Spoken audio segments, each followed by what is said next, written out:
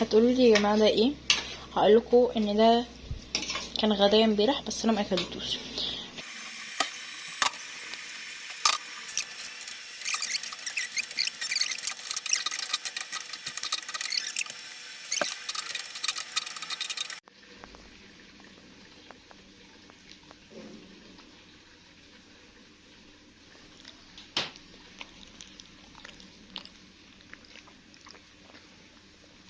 فاصل اعلاني. احنا نمنا لحد الساعة 7 بالليل وقمنا اتغدينا وكملنا اليوم بقى بعدها.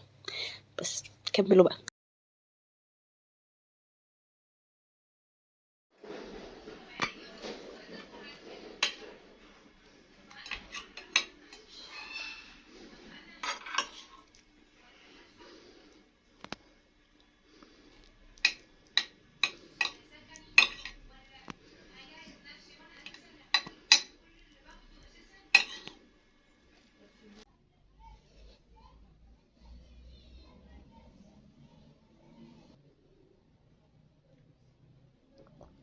يا جماعه الموضوع بجد متعب قوي قوي اليوم ده.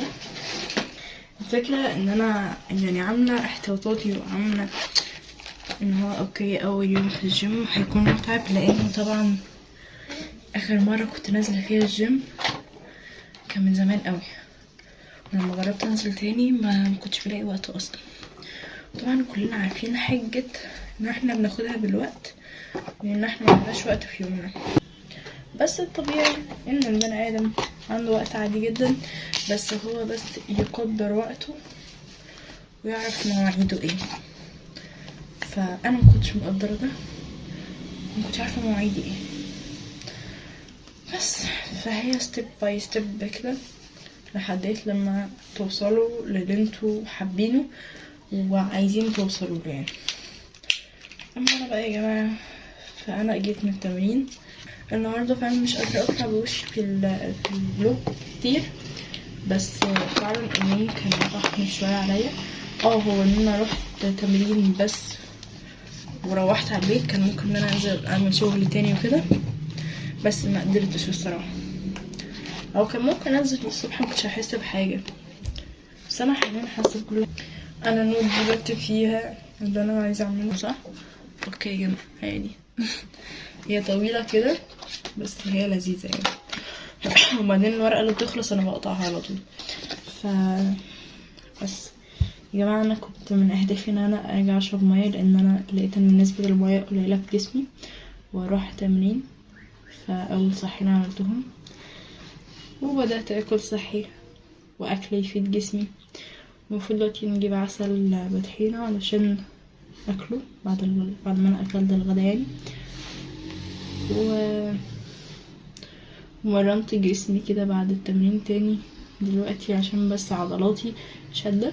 دلوقتي بقى احنا عندنا تصوير بتاع سلسلة الرسم وعندنا فويس للبودكاست والفلوج بتاعنا يا جماعة هنعمل له مونتاج، هبدأ اشتغل فيه. فالفكرة ان مفيش نت اصلا دلوقتي في البيت، فانا هعمل مونتاج على التليفون، مش هعرف اعمل على اللابتوب وكده.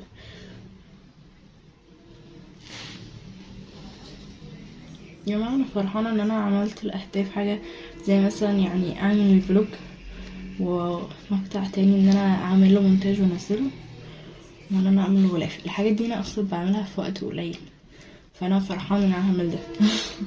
انا من محبين ان انا اعمل نوتس على الحيطة، فانا هعمل نوت على الحيطة. صحيح يا جماعة انا في حاجة اصلا عايزة اعمل عليها سيرش ونسيها خالص. عايزة اعمل سيرش، مش عارفة اشد اعصابي. مش عارفة اكتب الكتاب اخر الشهر، فقولولي ايه الكتب الحلوة اللي ممكن اشتريها واحسها انها تكون مفيدة ليا. يعني انا مثلا انا ليا الحاجات اللي ليها علاقة بيها قوي هي التسويق والرسم وممكن المونتاج. وعايزة اعرف حاجات عن ادارة الوقت اصلا، وان انا يعني اعرف ارتب اموري وايه تاني مش عارفة اجيب ايه. فاقترحوا عليا عشان ان شاء الله انا هسافر، هنروح القاهرة معرض الكتاب وكده، فعايزة ابقى اجيب يعني ابقى عارفة ان انا هجيب ايه، فانا بطلب استشارتكم يا جماعة.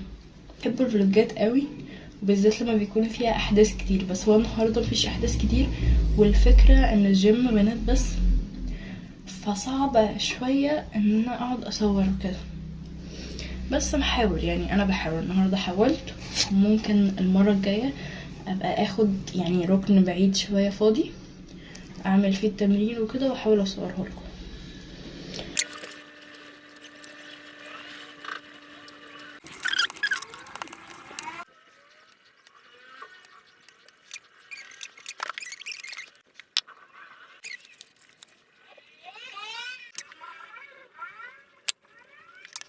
وبس كده خلص اليوم. باي باي.